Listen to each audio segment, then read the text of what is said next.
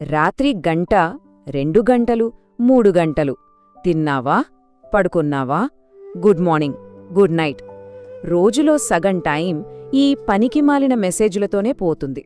ఇది మీ జీవితాన్ని మీ సామ్రాజ్యాన్ని నిర్మించుకోవాల్సిన సమయం. కానీ ఆ సమయాన్ని మీరు ఇలా వేస్ట్ చేస్తున్నారు.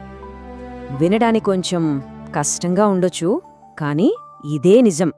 మనం బతుకుతున్న ఈ సమాజంలో రాసిపెట్టని ఒక కఠోరమైన రూలిది. ఈ వాస్తవమేంటో ఇప్పుడు ఇంకా లోతుగా చూద్దాం. సరే, మనం మొదటి విభాగంలోకి వెళ్దాం.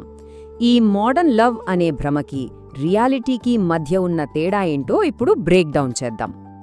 మీ ఏజ్ ఇప్పుడు 2022. లైఫ్ని బిల్డ్ చేసుకోవాల్సిన టైం. కానీ ఆ టైంని ఏం చేస్తున్నారు? ఒక అమ్మాయి వెనక తిరగడానికో లేకపోతే బ్రేకప్ అయిందని బాధపడటానికో వాడుతున్నారు. ఇదొక లూప్, ఒక ట్రాప్. సినిమాల్లో చూపిస్తారు కదా, ప్రేమ కోసం చావాలి, ప్రేమ కోసం పిచ్చోడులా మారాలి అని. కానీ రియల్ లైఫ్లో ప్రేమ కోసం కెరీర్ని వదిలేస్తే మీరు హీరో అవ్వరు, ఒక పెద్ద జీరో అవుతారు. ఆ సినిమా పిచ్చిని కాసేపు పక్కన పెడదాం.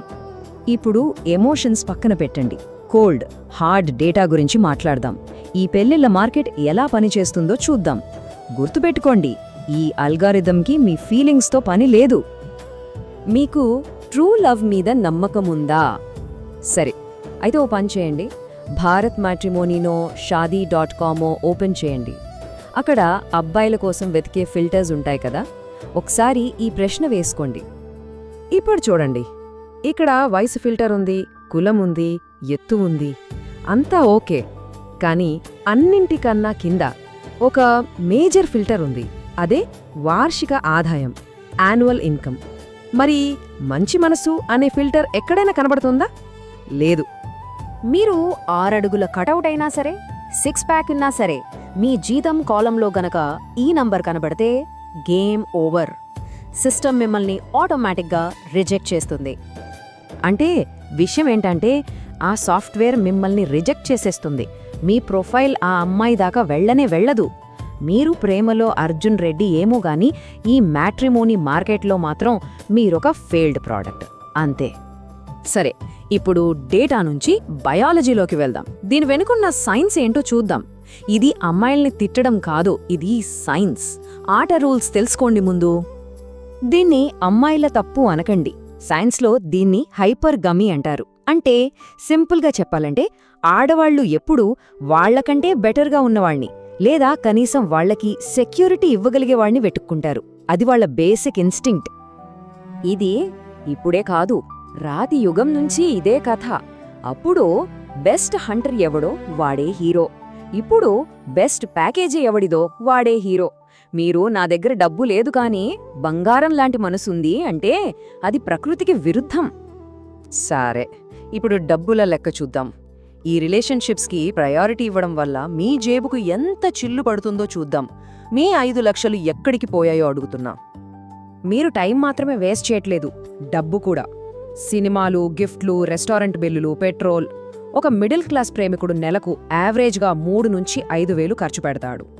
అదే 5 వేలు మీరొక ఇండెక్స్ ఫండ్లో ఎస్ఐపి చేసి ఉంటే ఏమయ్యేదే?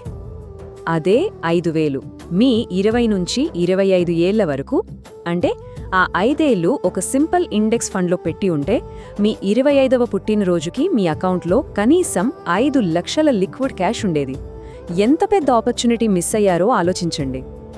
ఆ డబ్బుతో మీరొక చిన్న స్టార్టప్ పెట్టొచ్చు, లేదంటే మీ చెల్లి పెళ్లికి సాయం చేయొచ్చు.